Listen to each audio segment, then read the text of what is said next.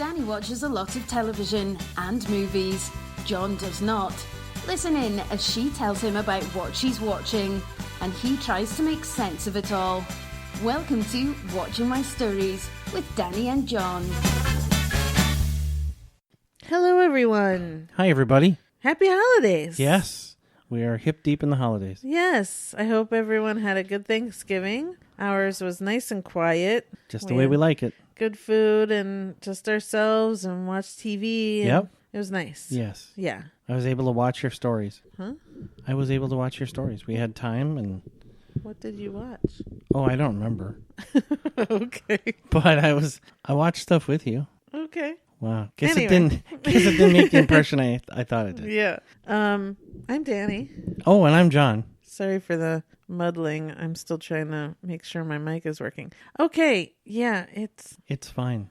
I hear you just fine. not according to this, but we will go on. Okay, so I don't have a lot to talk about this week because basically all the shows are in their mid-season breaks, or they're getting there. And so not a lot is ending, and I only like to talk about things when they're ending or when they first began. So I did see some movies, though, and some things, but this should be a shorter day. We'll still use the hour. We'll see. Okay, so the first movie I saw was Knives Out. Okay. I was really looking forward to this, so let me just read everyone that's in this Okay. because it's everyone. Daniel Craig, Chris Evans, Jamie Lee Curtis, Michael Shannon, Don Johnson, Toni Collette, Lakeith Stanfield, Christopher Plummer, Catherine Langford, Ricky Lindome, and the newcomer, which she's been in other things, just nothing I've ever seen her in, was this girl, Ana de Armas. And she was basically the lead, and I really liked her. Mm-hmm. So, she's Cuban, and like I said, she's been in some other things, but nothing I've actually seen. Mm-hmm. So this is one of those Agatha Christie type whodunit murder mystery movies. That's how they've been selling it. Everyone's a suspect. And so Christopher Plummer is the head of this family. He dies, and it's, who could have killed him type thing. Daniel Craig and Lakeith Stanfield are the cops. Well, Daniel Craig is a private investigator who comes in. Very southern drawl on him. He was quite a character, and it makes me, it reminded me of the latest Agatha Christie one where Murder on the Orient Express. Yeah, where what's his face took on Hercules, the detective there, and we're gonna get a few movies of him, because he was the detective in all of her books. He's gonna continue to do a few movies, and I thought I would watch Daniel Craig do this character again. He was kind of a gas, but smart. Yeah, it was interesting to watch him in this. So is this a comedy or a drama? It's in between. Okay. Yeah, it's light, but there's a lot of heavy, I believe they call those a dramedy. Yeah, I don't know. There's no real. I wouldn't put it in any. Why put labels on things? Yeah. Okay. So I love these kind of movies. I love these kind of mysteries. I was really looking forward to it again because everyone was in it. It was a little less than what I wanted. A little less. It wasn't as funny as I thought it would be. And it wasn't as well. They did the twists in a different way. So early on in the movie, they tell us what you assume is what happened. Mm-hmm.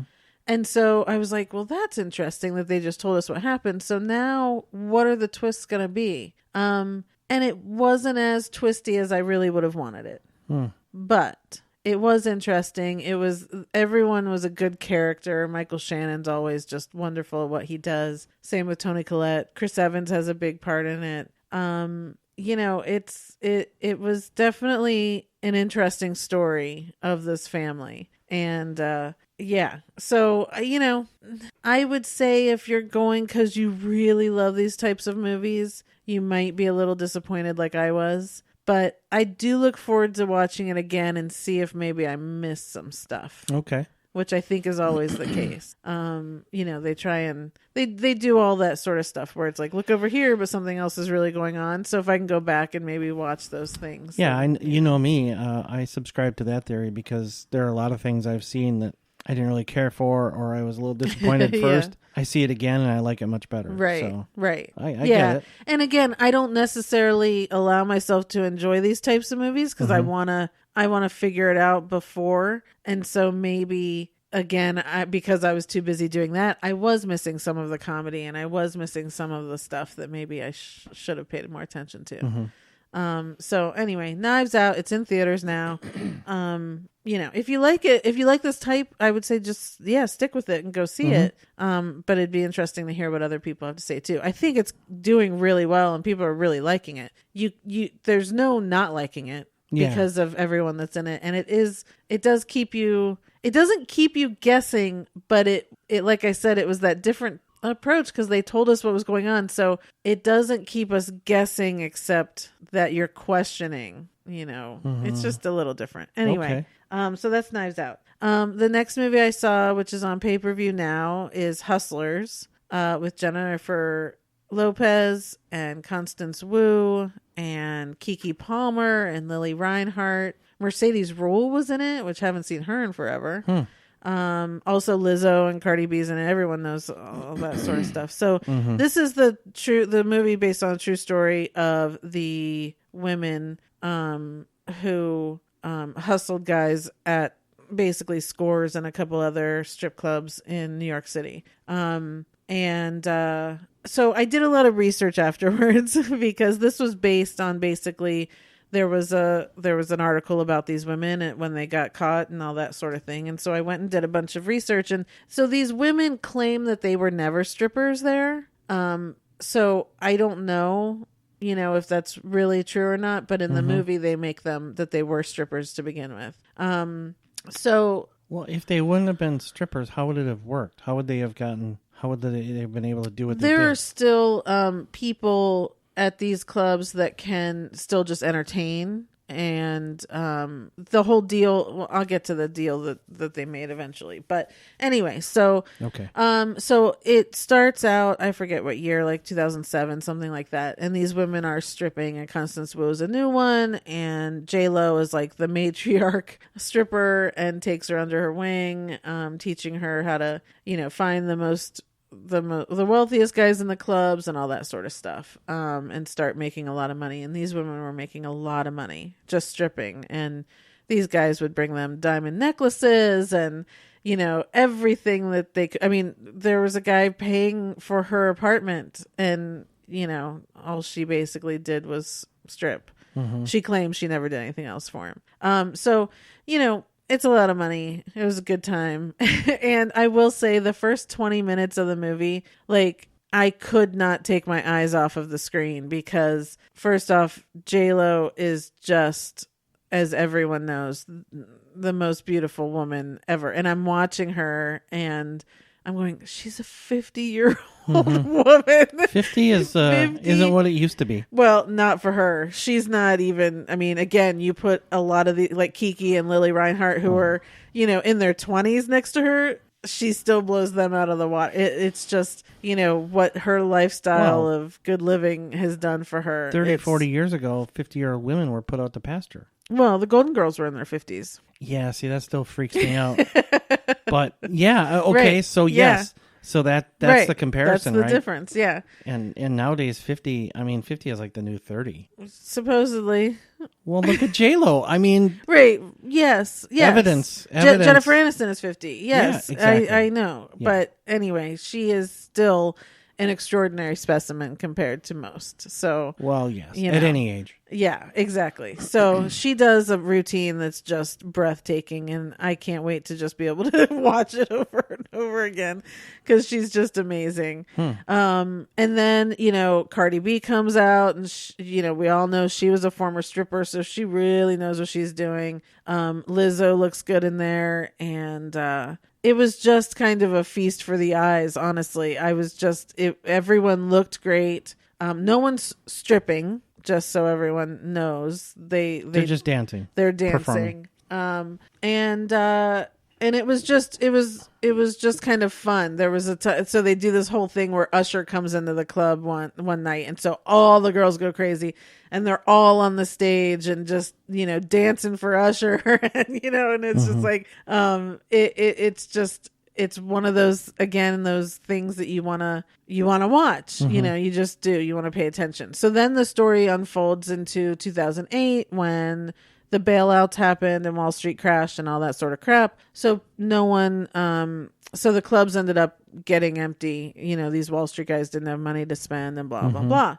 So all the women go their separate ways. And after a couple of years, is when we get into now this hustle that basically starts. Sure. And so what these women were doing was they were doing what was called fishing. They would go to bars and find a guy, and they would all kind of, there were 4 of them. They would all kind of descend on him, get him drunk. They would fake that they were drinking, and then take him to the club. And they had to deal with the club to get a pretty high percentage of whatever the guy spent. And so then they started taking his credit cards and just, charging $5,000 for nothing and all that sort of thing. Eventually it led to them drugging the guys with a little bit of drugs. They say just a sprinkle of something that would make them have fun and not pass out, but they did black out. So they wouldn't remember anything the next day.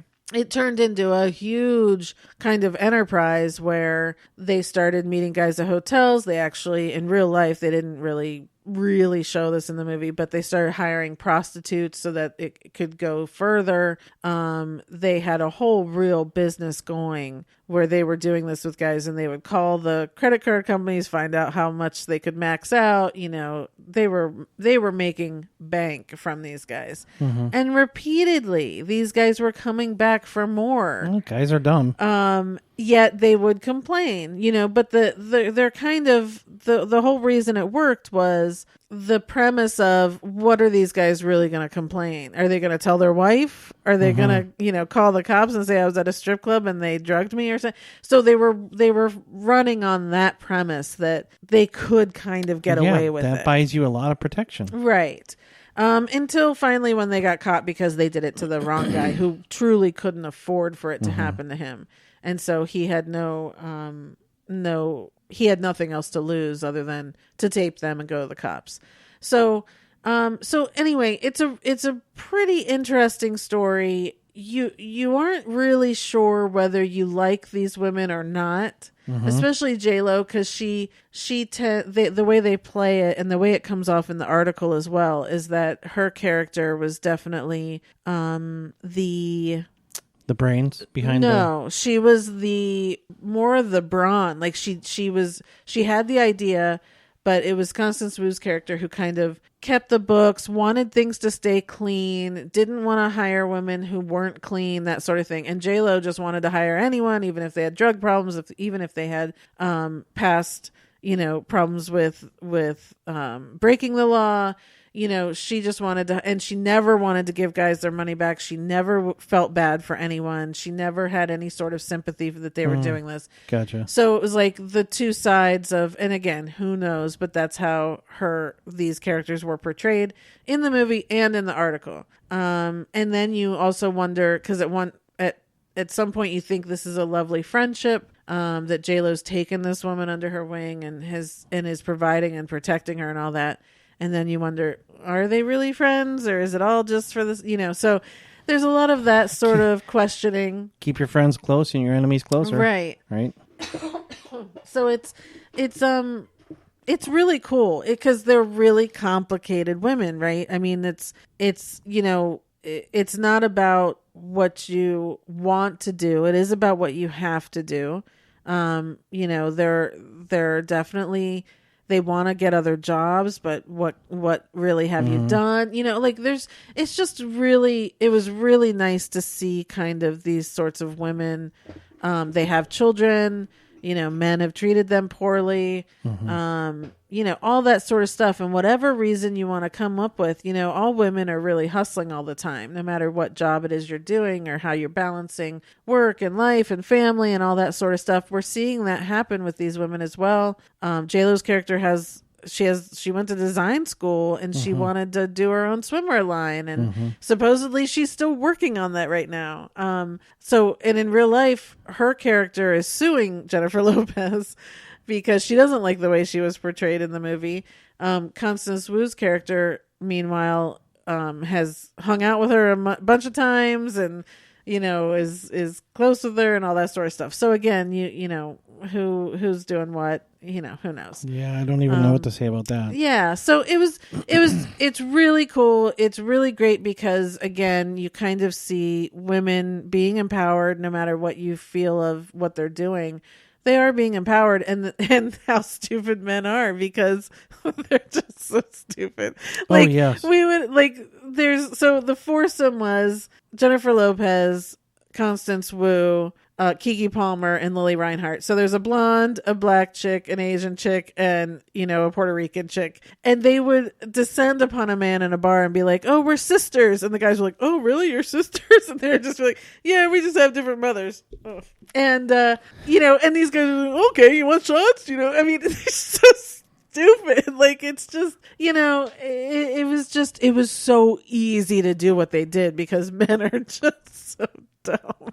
Well, yeah, and you're after. I mean, it's fish in a barrel because you're dealing with guys who are looking for that sort of thing, right? Because granted, they came across guys who would eventually catch on. Like, why would these women be talking to me? And so they would leave, or So there were men that obviously didn't take the bait, but it wasn't hard for them to. There are plenty that did. I'm sure. Right. Sure. And her thing was, look, they just stole all this money from the country. They're stealing from people's pensions.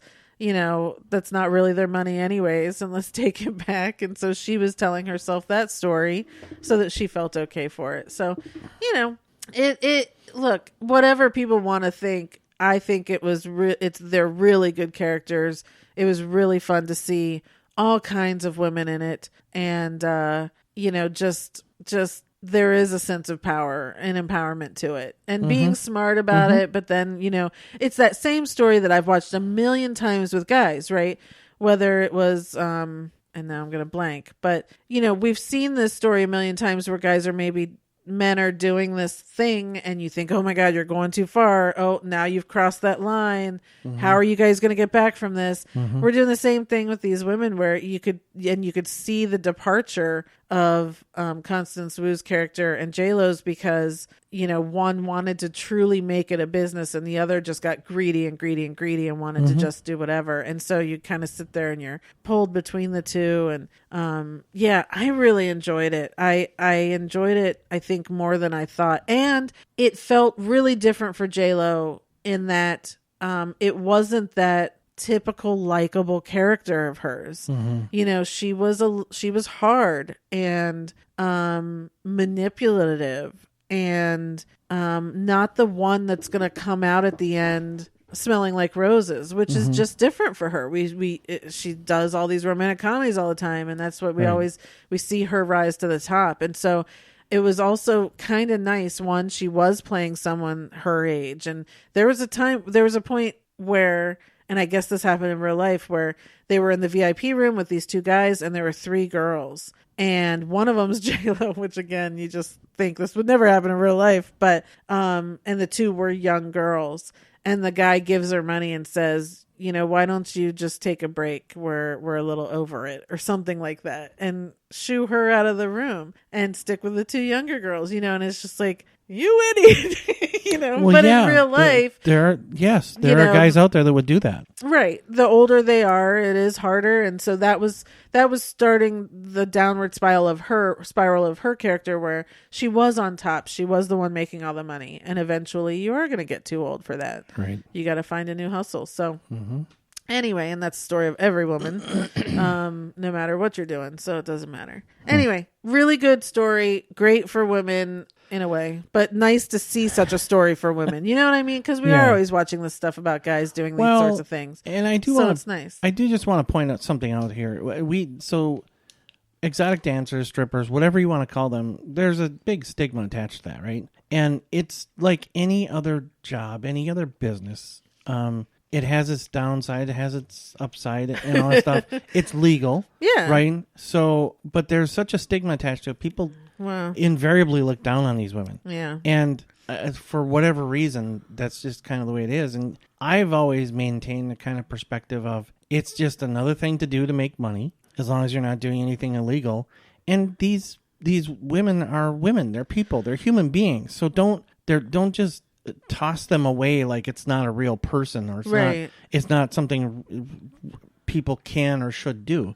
It's just like anything else. My thing is they should be protected in certain ways. So, I don't know if it's still done this way today, but back then it was that they have to pay to dance there.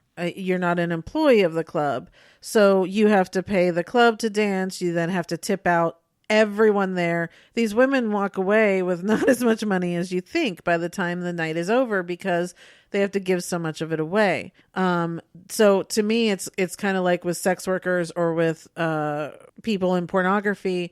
Let's regulate these things. Let's give them rights to make minimum wage or whatever it is, and protect them so that because it should be under the same rules as anyone else. Yeah, I guess the first part of what you just went through makes no sense to me whatsoever. Yeah, I think it's how they were able to get away with it. I'm not sure if that's still the case, 10 years later or so, but that is how it was handled back then. And that's not cool, because again, everyone deserves a right to work whatever you're doing, and and I have no problem with it.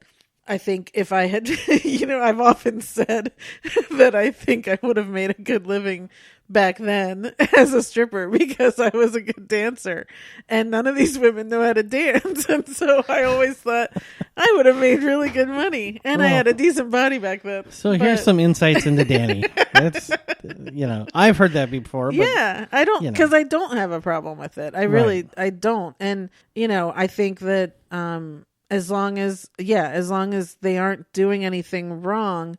But I think sometimes the clubs put these women in positions where they have to. So, they aren't making as much money as they want. And a guy says, I'll give you $100 for a blowjob. And so they do it, which is illegal, but they need to make the money, So again, it's just, let's make sure everyone has the opportunity to make the money they want to make for just what they're doing versus making it, more difficult. Yeah. And then they have to go and do something else. Right. Well, there's two things there. There's when you talk about right and wrong, there's wrong, illegal, right? And that's what you're talking about. There's if they or the club is doing something like that, that's illegal, right? But wrong, this is where society comes in. There are people out there that just think this is wrong, right? And it's legal, but it's wrong. And that's where the stigma comes, and someone the looking would have down to on people. explain to me what's wrong with it, but I can't, because I'm okay with it. But there, it's a lot of it are the religious people and religious groups and that sort of thing. That there's nothing specific that they can say. It's just wrong, right? But the skimpy outfits on Dancing with the Stars, no one has a problem with. Of course not. So it's of course not. But let's not dive into We're that. not going to debate that because we're on the same side. Yeah. I'm just saying, right and wrong. There are levels of wrong. People think it's immoral. I don't really like the wrong word, but people believe, some people believe it's against their morals. You call it immoral. The word that comes out of their mouth is wrong. Right. Well, I'm just saying. Yeah. So, anyway. Yep. Let's gather it back. Good movie. And maybe it opens up that conversation with you, for people to talk about that if they never have. I don't know. But good movie, really good performance from J-Lo. I think, for Golden Globes, which is the nominations I think are coming out this week, or gosh, I'm so lost. December's killing me. I don't even know where we are. But I wouldn't be surprised if you don't see her in there for this. Good. We'll see. Okay. So next movie I want to talk about is called Brittany Runs a Marathon. This is on Amazon Prime now. It came out a few months ago, and now it's on Amazon Prime. Starring Jillian Bell, who I love. And if you don't know, Jillian Bell has a website called neonwitch.com, and I own a few pieces of hers because she has different pieces that say anxiety, like over a wonderful, beautiful sunset landscape, or depression over some sort of other kind of landscape, and that sort of thing. And she thinks that, people should be out and proud about their ailments, and I have anxiety, so I wear a nice t-shirt that says that. And she also has another one that shows a chick sleeping in bed and murder shows her on television, and that's my life. So, anyway, neonwitch.com, owned by Jillian Bell, which is just, I'm a fan. So okay. I just want to start off with that. Okay. All right. Anyway, this movie also is based off of a true story. The guy who wrote the movie had a friend named Brittany who went through this journey, and so he decided to write about it. So the whole point of this is Brittany's in her 20s, very kind of stale in life. She kind of eats a lot. She parties a lot. She's very little with jobs, kind of working jobs, not really much on a career and all that. And not really caring. She thinks that's her life and she's good with it. Like she's never really given it any thought. She goes to the doctor just for a checkup or something, and he explains to her the whole BMI situation and how obese she is, and it begins a little seed in her head of looking at things a little differently. Okay. So in the journey of the movie, she decides to run, and eventually decides she wants to try the New York City Marathon. And so it's through this journey of her basically from couch to running and getting to a marathon. But this was such a great movie. It's the first time I've ever seen something like this captured in a movie that felt very true. It's the journey of your friends in the beginning who maybe don't understand what you're doing, or maybe really liked you the way you were because it made them feel good about themselves. Sure. And do you have the courage to give up those friends or tell them what's going on and saying you're not good? That sort of thing. It's finding new friends that do support you and being able to accept that because you've never really felt that before. Are you able to do that sort of thing? It's the ups and downs of trying to get healthy.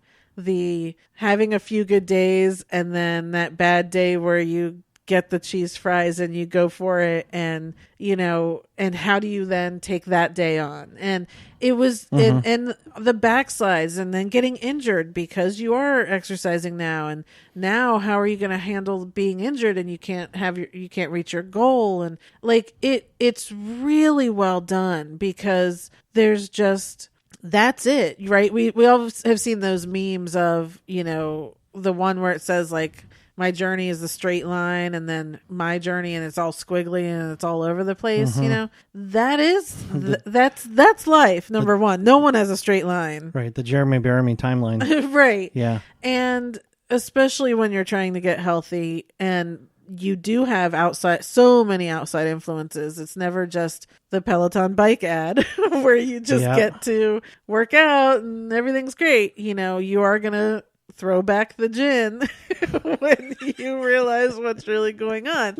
If anyone hasn't seen Ryan Reynolds' Peloton continuation ad for his aviation gin, you need to go check that out. So it felt really real. And then of course the point is she finally gets to the marathon, and it's not when she thought she was going to. It's not when she had her original goal for, because stuff happens. But when she does it, oh my God, I was bawling. It was just so wonderful because she had a lot of family issues.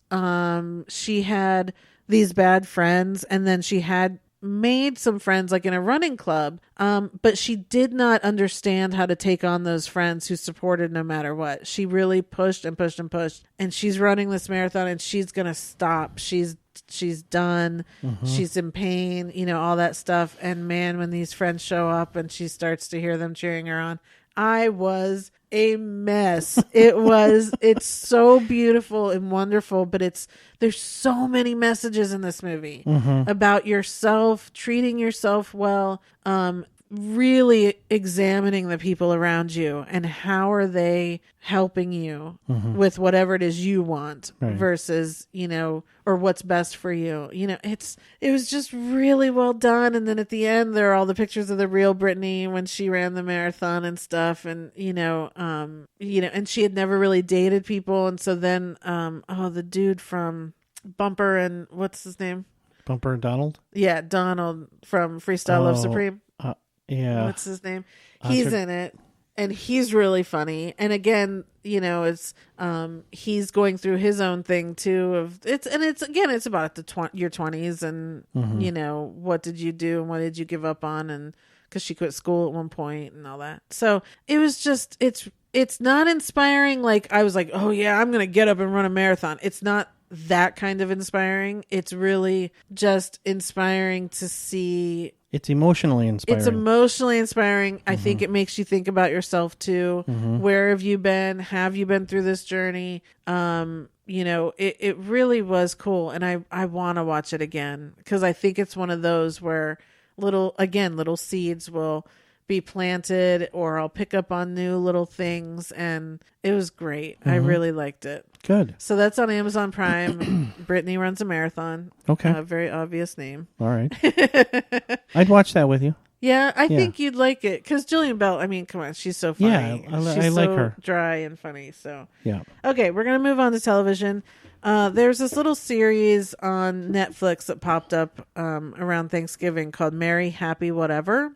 The main reason I even wanted to check it out was because Brett Morin is in it. If people don't know who he is, he was on Undateable, which was one of our favorite shows that I just miss and wish were syndicated or that I could even stream somewhere, and I can't. Yeah, it's crazy. But the other people that are in it are Dennis Quaid, Ashley Tisdale, Garcelle Bouvet, Bridget Mendler, who was also in Undateable with Brent. There's a lot of people in it. And everyone else you'll either kind of know, or there were a couple supporting people I didn't know that really cracked me up. And even Tyler Ritter is in it. So John Ritter's other son that isn't Jason.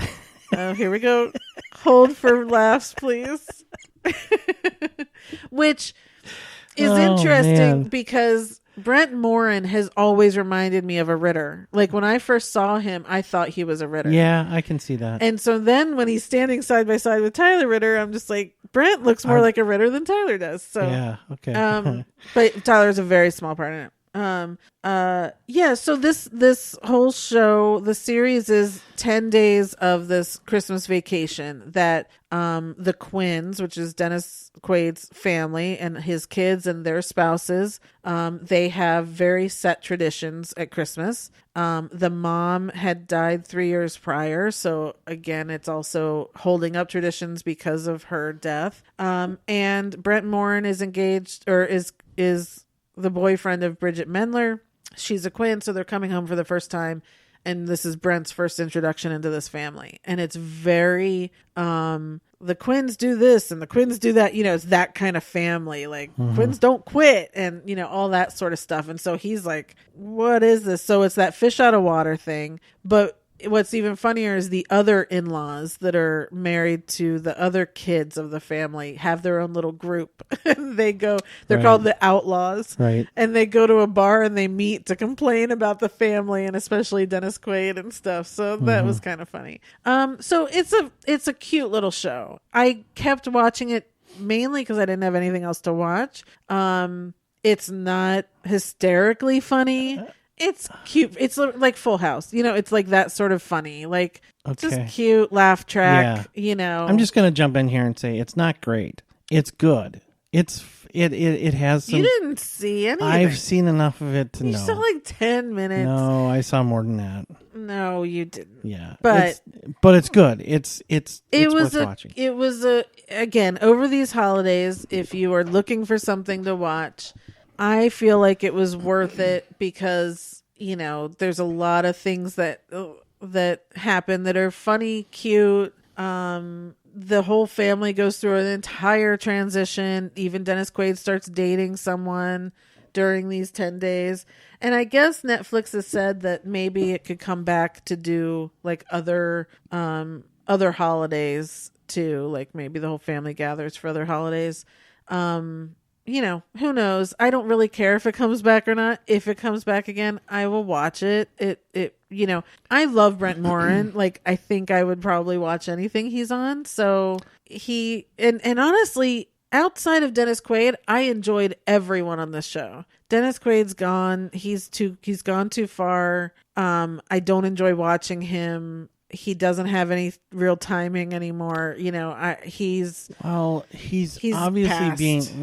I'm not sold on that. I think he's being asked to play a curmudgeon, way too much of a curmudgeon. No, go watch. What else was he? Just The Intruder. No, that bad. He's just he's Frank Sinatra loses his voice. Dennis Quaid has kind of lost his acting ability. Wow. Yeah. Okay. So but everyone else is very entertaining. The tall dude that Hayes MacArthur is his real name. He's been in a lot of shows. He's funny. It's fine. I'm just gonna say this, and I'm not as down on Dennis Quaid as you are, but it seemed to me that the show not being great wasn't because of anybody involved, any of the actors. It seemed to me like the writing was very not great, right? You can have just this fantastic ensemble together, and if the writing's not good, it's only going to work so far. It's a different kind of show. It's very much of the 80s and 90s sitcoms. It's not of the sitcoms of today. It very much felt like I will go watch Fuller House this week because the last season is on now. And it is very much that, a lot of jokes, setting up jokes, punchlines, but there's also a lot going on. One guy loses his house or loses his job, and how is that family going to cope with it? The relationship between Brent Morin and Bridget Mendler goes through an entire arc. They break up. There's a lot of things in that, and it's not. I don't agree with that. You didn't see enough of it to say anything about the writing. The writing is very light and fluffy. It is not any sort of smart sitcom that we're used to today. It's very light, fluffy, jokey, but it tells a good enough story throughout all of the episodes. There's a good enough arc, and Ashley Tisdale's character comes out as gay. She's married in the first episode to a man. So it's like, there's a lot of things that are going on that are interesting enough to keep watching it, and that I would recommend for people to watch it. But you do need to understand it's not smart and clever. It's jokey and fluffy. It's definitely that sort of thing. And there is a laugh track. So once you hear the laugh track, you know where you are. And you either like sitting there going through that, or you don't. It's your cup of tea or it's not. That's all. Okay. Yeah. But Dennis Quaid is the bad part of it. Fair enough. Yeah. So that's on Netflix, called Merry Happy Whatever. Okay. Next thing is another Netflix stand-up special from Tiffany Haddish called Black Mitzvah. Okay.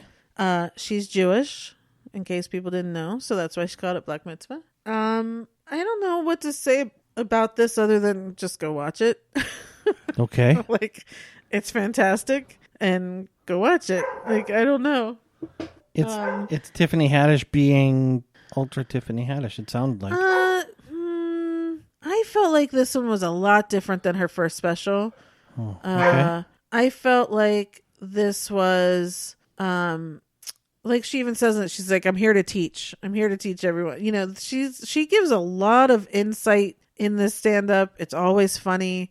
She tells a lot of stories. Remember last New Year's Eve when she bombed in Miami because she was so drunk she couldn't remember her set? She tells the whole story behind that. That's actually a great. I was crying for her at that point, not sadness, really joy for her during that. She's got such a good head on her shoulders that what you think that story might be about or what the outcome was afterwards, it's not. She's just like, I was fine. Everyone else is freaking out for me. It's very funny. She goes in a lot of different directions. But she also has a lot of really good nuggets of information, things that really struck me personally, which I was not expecting. And I just love her. She's one, there's a handful of people that I think I will always root for. I hope to always root for. Like Lin-Manuel Miranda, you know, he's just the nicest person, and I want him to be the most, rewarded person in the world, whatever that means. I just want him to be happy and I know what you're get saying. everything he deserves. And I feel the same way for her, and I don't know why. And I don't even think about it until I'm watching her. And then I'm just like, oh, you go, like go as high as you can, Tiffany, and it's just like, I just, and look, she only lives a few miles north of us, know, and I just, from what she's gone through in life to still be this way and to have such a sense of humor about it, but not in that deprecating way, she's just, that was just life. She's pretty easy to cheer for. Yeah. Not just laugh at or because of, but, she obviously has... she's been through a lot. Yeah. Hasn't had it easy, but she does have a good head on her shoulders. And she's, by and large, made pretty good decisions despite not having the easiest of times. Yeah. So, she's very easy to cheer for and wish well for. And she's killing it. She is working her butt off. She's also not, like one of the things that made me cry tears of joy for her was she was talking about all the people that were calling her after the New Year's Eve debacle, and Kevin Hart and, and all these, and of course she's like, she's imitating all of them, which was just really funny. And then she talks about how Sinbad called her and how, her mom used to love Sinbad. And so she goes off on a little tangent there, and it's really funny. But then, Sinbad says, look, I did the same thing. I had a couple New Year's Eve gigs and I bombed and it was awful. He goes, but you know what the difference is? No one said anything about it. No one cared. And he said, the difference is that's because you've made it. You're a star, and it's like when you hear her say it, she's not saying that in a way that's braggy or, right. It's not self-serving. Yeah. It was this moment in her life that was so meaningful that Sinbad, who she thinks is, a god, was saying this about her. And I just I started tearing up. I was just like, oh, she's made it. I'm so happy for her. I just love her. I don't know what it is. There's such light about her that I really, and I love how she can weave in these little pearls of wisdom into such a funny show. I mean, I was laughing so hard. She's just funny. Period. I agree. And so anyway, if you haven't seen the first, her first special, definitely check it out. This one is a lot more, it felt a little bit more mature. Maybe it was just more put together than the first one. The first one was just funny. And this one is definitely has all these little, teaching moments, Sure. So anyway, it's on Netflix now. It's called Black Mitzvah. Definitely check it out. And she looks gorgeous in it too, which, isn't important, but I just wanted to point out she looks really pretty in it. Good. Okay. Last thing I want to talk about is a show on Apple TV Plus, a show that just started on Thanksgiving. So I'm not going to talk a bunch about it because it hasn't finished yet, but this is M. Night Shyamalan's show, called Servant. I'm blown away by this, but again, you have to take into consideration that I'm a huge fan of his. So there's not a lot that he can do that I don't like. But I'm eating this up because it's like, I get so much more of him and his storytelling, and look, people want to say, oh, there's always a twist and all that sort of baloney.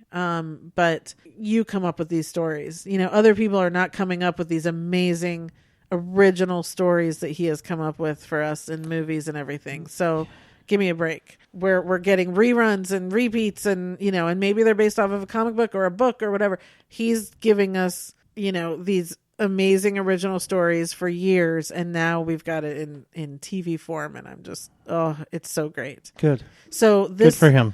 Yeah. Yeah. So this is based on, or this is a show. There's a married couple. It's Lauren Ambrose and what is it? Toby Cabell. Remember Whitney Cummings movie, The Female Brain? Sort of. and the guy she ends up dating with the beard, and he was just awesome. Like, remember his character was like awesome, and you fell in love with him. Okay. You don't remember vaguely, that? Very vaguely. I love that movie. I've watched it quite a few times. Anyway, so. That's him? That's him. So okay. He's in this, and I'm so glad I get to watch him again. So they're in Philadelphia, of course, because all his movies are in Philadelphia. The show opens with this nanny arriving. They're all excited that this nanny has arrived, and the wife goes to work, and then the guy gives a speech. Well, we lost our baby, at 8 weeks or whatever. She went into a comatose state. Someone suggested we get this doll. It's one of those lifelike baby dolls, which is just creepy. Mm-hmm.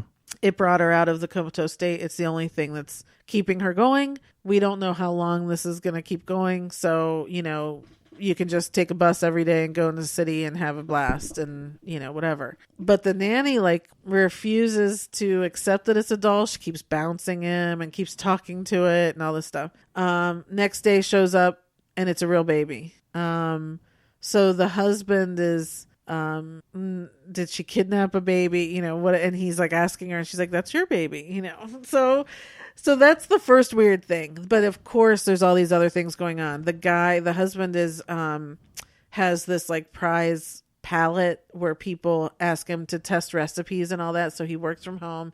He's cooking. He now can't taste anything. He keeps getting these weird splinters all over his body. All this weird stuff is happening. Okay. The nanny is so weird. She's channeling Bryce Dallas Howard from Lady in the Water a little bit. Very spaced, talks very deliberately. Something's going on with her. She makes these weird crosses and hangs them over the baby's crib. There's weird stuff going on, So no idea what's happening. Oh, Rupert Grint is in it too. Ron Weasley from Harry Potter. He's the brother-in-law. He knows what's going on and why is there now a baby. And so there's all these theories I have going on in my head. Are they all now hallucinating that there's a baby for some reason? Mm-hmm. He's coming up with all these different scenarios too. Did she sneak a baby in her luggage because it's hers? And, who knows? And honestly, I don't really care to keep guessing because I'm never going to be able to guess this. Just knock it off and enjoy it. Yeah. And it's so wonderful to look at. Of course, it's visually wonderful. No clue what's going on. The only thing I hate about this is that I have to wait a week in between to find out what's happening next. And they're only 30, 35-minute episodes, something like that. So, but I am so psyched for this. If you don't have Apple Plus TV, I honestly don't know how much it is a month. The only thing else that I'm watching on there is the morning show, which we'll get to that when that's over. I have watched some of the Emily Dickinson show. I haven't watched C, so I haven't gotten a whole lot out of it just yet, but I do know that they're going to be coming out with more stuff. So to me, I would never miss the Servant show. I would be getting it and paying for it just for this. So, but that's me. Okay. So it's called Servant on Apple Plus TV. All right. So that's it for that. We're going to get to the Actors Corner. Oh, well, one thing I want to throw in here real quick. We got Disney Plus when it was... we got it right away. We were signed up for it for a long time. We got a deal.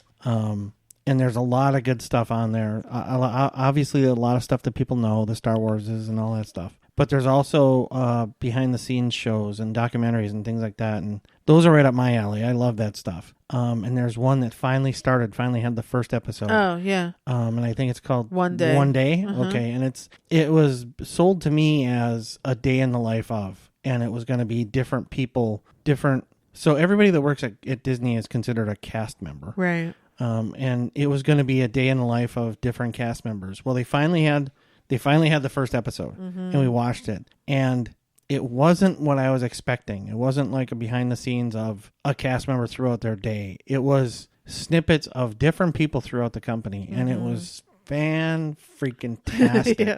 I think I cried through the whole thing. I teared up at several points because you see there are, the first episode followed Bob Iger, one of the lead animators. It followed people in the not the comic book, but the children's book division, that sort of thing, illustrators, and just this wide range of people. And one of the guys who is an engineer on one of the trains in the park. Yeah.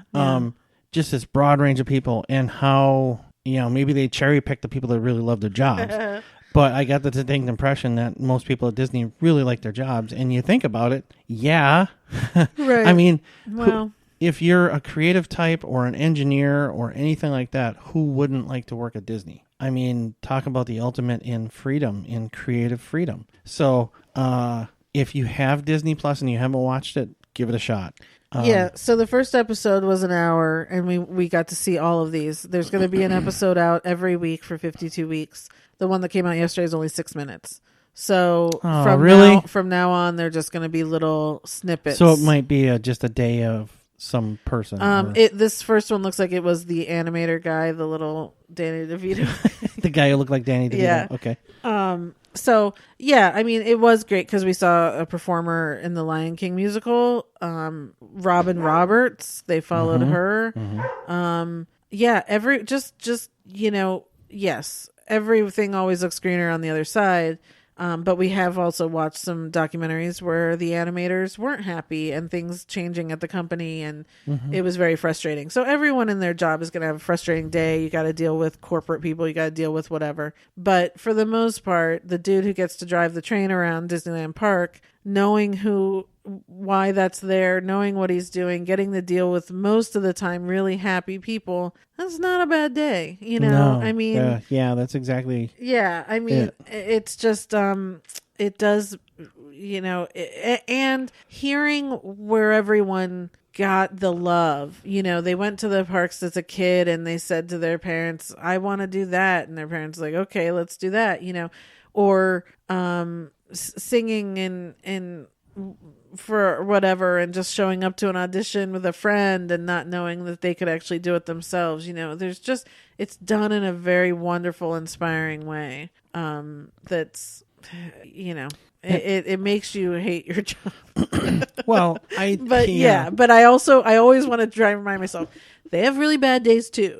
They want something purple and someone's saying, no, it has to be this color. Like, they have bad, frustrating days too. Sure. But, for the most part, I have to think a bad day at Disney is still better than I know. A bad day at a lot of other places. Yeah. Right? And I do want to point out, nobody on there when interviewed, when they said, hey, can I do this or that? Their parents, nobody ever said, no, you can't do that. Right. So I do want to point out, if you have kids, just tell them they can do it. Right. Whatever it is. Yeah. Just reinforce that they can do it. Give them the tools to do it. You're not necessarily misguiding them. You're not lying to them. Nothing like that. It's just a positive mindset to have. Right. And that the world needs more of that. And the less people are told that they can't do something, the better off we're all going to be. For sure. Yeah. Because again, you can't, for people who are creative, stifling those people, it's never going to work for anyone. That's never going to be a life that anyone wants to live. So and again, it's not all about creative. I hope we see the accountants that are there, because I'd really like to know what their day is like. I know.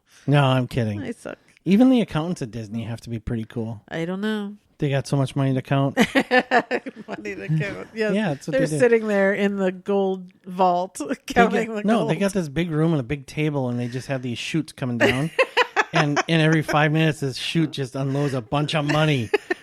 And they have to count it. Yeah. How bad is that? We did see the guy from Marvel who has been designing their costumes and all that. And again, all the software that's involved and all of that, like, again, getting your kids on those things as early as possible so that they learn how to manipulate the software, because that's what everything's done on now. I mean, we did see a sculptor there, but he even said they don't really do that anymore. Yeah, he's a dying breed. But all of these people, I think the takeaway is just, you never know where it's going to lead. Right. Just always tell, somebody says, hey, can I do this? Or you have a child, just reinforce that, you can do that. Right. And I think the other thing too we had talked about is opening your kids up to the world, because you're an engineer, you're doing what you're doing, but when you watch these people, I think that would have been your dream, to be an Imagineer. 100%. But you didn't know it existed. You didn't know that was a possibility. Taking your kids to not just Disney parks, but theme parks, or taking them to places where imagination comes to life, I think can open up so many doors for kids who, we've seen now, even on the Imagineering store, you see so many of these people go, I came here as an 8-year-old and I said, I want to do that. And they never let go of that dream, which is also very rare for kids. Kids, every 3 months, I want to be this, I want to be that, I want to be this. 3 months. But 3 days. Yeah. Yeah. But you get a kid, that special kid who's going to hang on to something. They can take it and they can go and create a whole park. I mean, some of these guys, seeing what they've done. Honestly, I wouldn't trade my childhood for anything. I had a great childhood. I love my family 100%. But I didn't even know that was a thing. Right. When I grew up in northern Wisconsin, we watched The Wonderful World of Disney on Sunday nights. Yeah. But I had no idea there was a Disneyland or Disney World or anything like that. Right. And that there were people there doing the things that I now do, just on Disney stuff instead of aerospace, right? So had I known, like you say, that when I was thinking about becoming an engineer and getting into engineering in my, late teens, early 20s, if I'd have known that was a thing, that would have been a goal of mine. Yeah. And because it's that meshing of creativity with engineering, which you don't get to do. You just only have to do engineering. Well, you get to be a little bit creative, but not artistically creative. Right. That's what I meant. Yeah. Yeah. I mean, I've always one of the things I'm most proud about myself is I have the left brain, right brain thing going. Right. I can do a straight line like anybody, but I can also do swoopy curvy fairly well. Right. Right. And that to have a career or a job where that's what it takes. Right. Would be the ultimate. Yeah. Yeah. And you and I have looked at Disney and looked at the job openings and things like that. And I'll never say never, but now I'm a little, it's different. But if back then I had known, it would have been a goal. Yeah. And I'm not just saying this to say people should go work at Disney. It's just, it does make it, these are the conversations we have when we're watching these shows, because, there's a world out there, and if your kids don't know it, then you're limiting them from the very start. I want to be careful here. I'm not, like Danny just said, I'm not trying to get people to go work at Disney. Take the name out of it. Right. There's so many dissatisfied people in this world, right? They're doing something they don't like to do. Mm-hmm. They're not happy. They're not satisfied. They're not fulfilled. You can set your kids up, or yourself at an early age, you just develop the mindset, look, I could do this. Right. There's nothing I really can't do. Go into it and make life prove to you that you can't do it. Right. Instead of just from the start saying, well, I can't do that, so I'm not even going to try. Right. Just develop that positive mindset, and who knows where you can go? Who knows what you could do? I mean, you could end up working at Disney. You could end up working at Marvel. You could end up working at NASA. Who knows? Right. Right? But the point is just don't limit yourself or your children. Right. Exactly. Yes. Yeah. Public service announcement over. Okay. We're going to move on to our Actors Corner now. Oh, my God. I forgot all about that. We decided to do Jamie Lee Curtis. Jamie Lee Curtis. Is that not who you did? Oh, it is. Turns out. Okay. Yeah, so she's in Knives Out. This was pretty simple for me. I haven't seen a lot of things that she's in, which was weird. I thought I had, but... Yeah, when you first said her name, I thought, oh, yeah, she's got an extensive career. Yeah. This is going to be this is going to be hard. Right. And it turns out, it was easier for me than I thought. So her parents, Janet Leigh. Yes. And Tony Curtis. I love Tony Curtis. Okay. But anyway. So did Janet Leigh at one point. Yeah. Not for very long, I don't think. Long enough. Okay. Movies you love. 2 of them. True Lies and Trading Places. Okay, so I have Trading Places on mine. That's classic. Mm-hmm. They're all good in that. I think that's the first thing I ever saw her in. I think so too, because I didn't see Halloween before that. I didn't either. Yeah. True Lies, I know I saw when it first came out. I'm not sure. I could not tell you the entire movie's plot. I know I have. I just, yeah. See, that's wild because I'm not going to say I love that movie because I've learned to be careful with that. I'm talking to you about this on this podcast, but I really, really like that movie. Yeah, And if it's a lot of people do. If it's on and nothing else is on, I'll easily tune in. I think it was the Tom Arnold of it all that I just didn't like at the time. Tom Arnold is to me a lot of what makes the movie. Okay. Yeah. Yeah. But I've always liked him, and a lot of people don't. I never have. Yeah, a lot of people don't. I get it. It's like Jim Carrey. You love Jim Carrey, and I've warmed up to him. But Tom Arnold, I love him, but you really don't. Right. So. Okay. Tom Arnold is your Jim Carrey. No. I thought we had just made progress, no. But I don't think you can't put because Jim Carrey is loved by most everyone. He's an icon. You cannot put Tom Arnold. Well, not conservatives anymore. Anyway, okay, so I had Trading Places and Christmas with the Cranks. Yeah, I know. I know. I know. I don't know why I love that freaking movie. Well, but I've already watched it like 5 times last week. You love Tim Allen. I don't love Tim Allen. You do. You just can't admit it.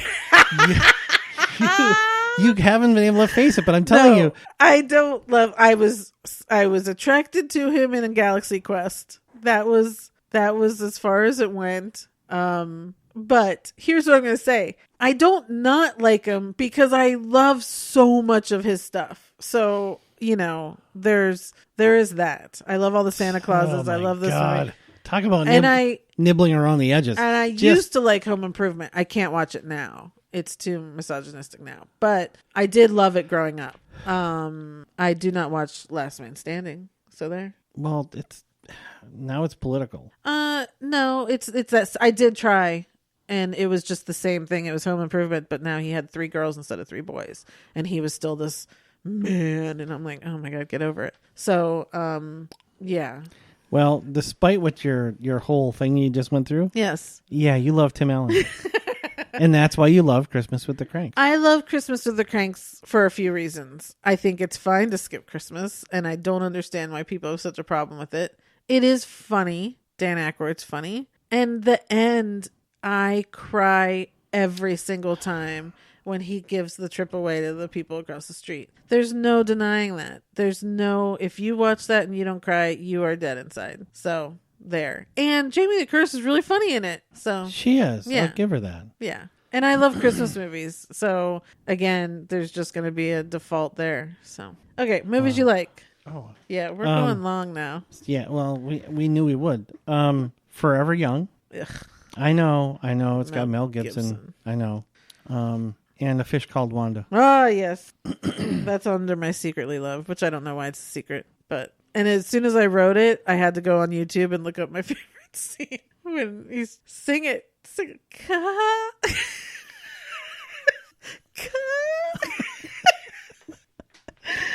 my God. Wow. And he's just singing. Yeah, we got plenty of time.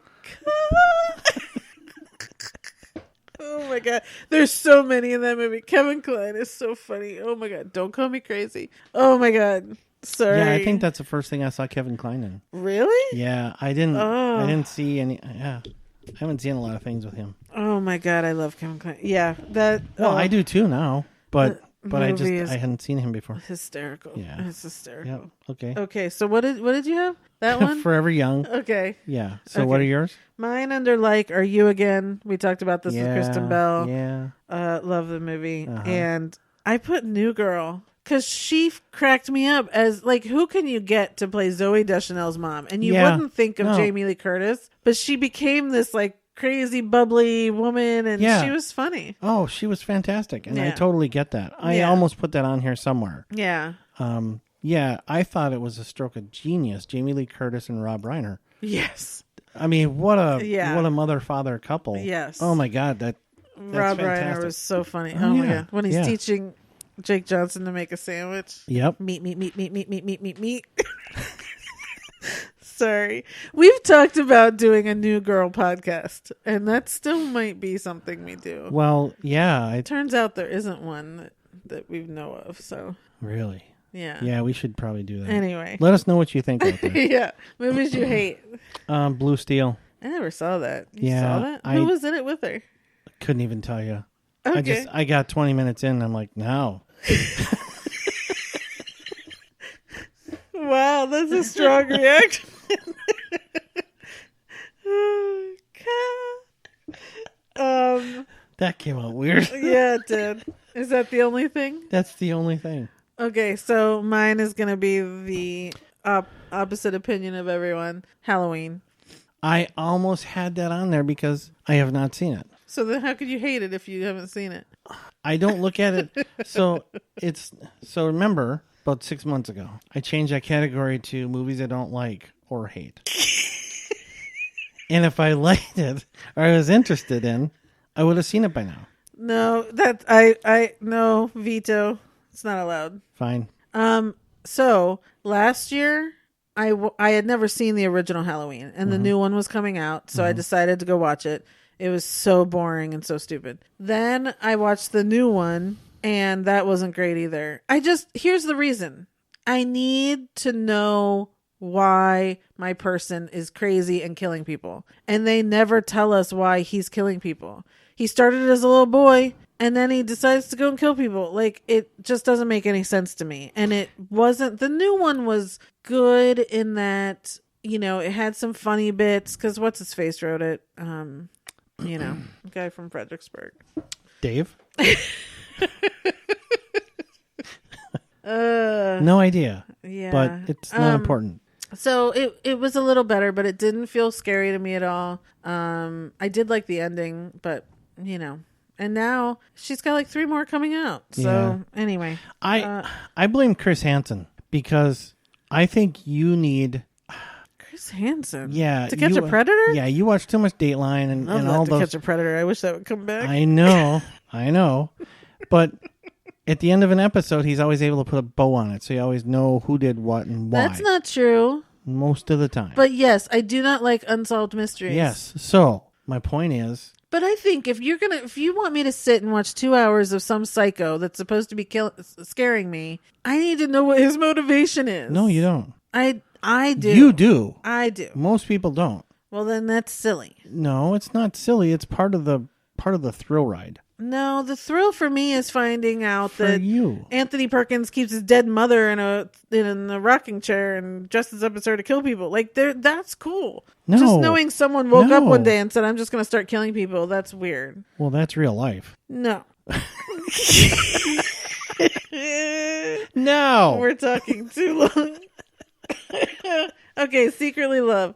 Christmas with the Cranks. Poop.